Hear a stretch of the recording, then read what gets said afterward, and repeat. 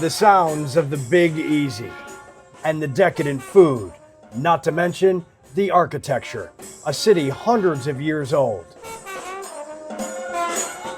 But most every month, a restless atmosphere. It could be a sunny day and you'll get a storm in that particular neighborhood and it might not move, so you can have very localized storms and very localized flooding, dry, 10 blocks away. So that kind of stuff. We always get a lot of rain in the summer and obviously always the threat for hurricanes and tropical storms. It was just last weekend that Invest 93L began its formation. As this system is, percolating out in the Atlantic and likely, according to all models, going to cross the peninsula and into the Gulf.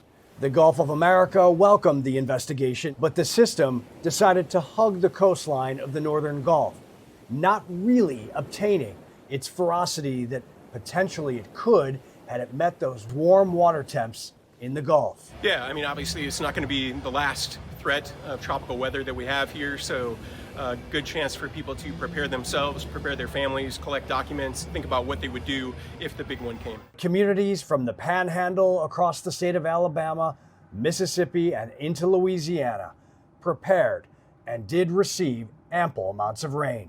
So for us, where we live, we rely on our pumping capacity. And so for us, it's this constant, it's like a game you're trying to beat. You're trying to stay on top of it, stay ahead of it.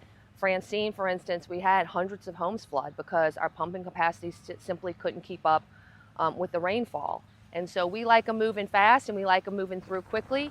And then, and we want to move it on. But if they hover over us with a lot of rain, that is a disaster in and of itself. Invest 93L, a dress rehearsal of sorts for what potentially is on the way as we meet the peak of hurricane season. In New Orleans, Robert Ray, Fox Weather.